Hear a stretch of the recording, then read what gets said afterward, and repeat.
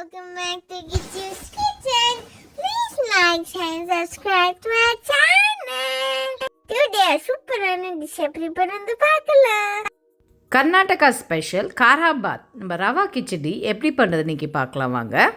இதுக்கு தேவையான ingredients carrot, beans, potato எல்லாம் 50 கிராம் எடுத்து வச்சுருக்கேன். ஒரு பெரிய ஆனியன்ஸ் வச்சுருக்கேன்.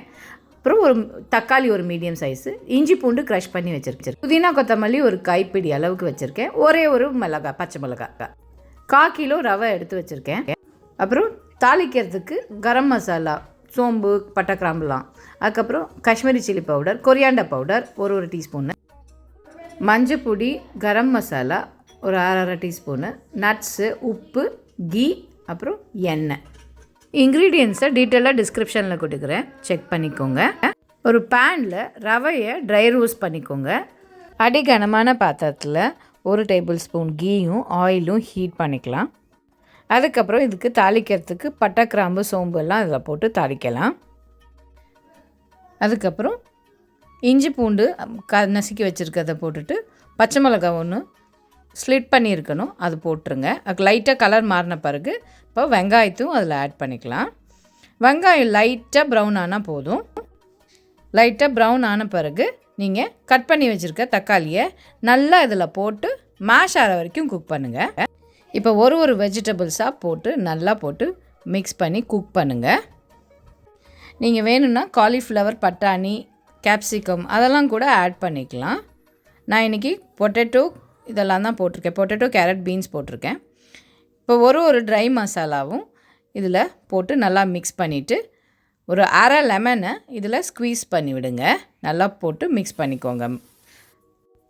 அதுக்கப்புறமா கைப்பிடி அளவுக்கு புதினா, கொத்தமல்லியை போட்டு நல்லா வதக்கிட்டு கொஞ்சமாக தண்ணி தெளித்து அந்த காய் வேகிற வரைக்கும் மூடி வச்சு குக் பண்ணுங்கள்.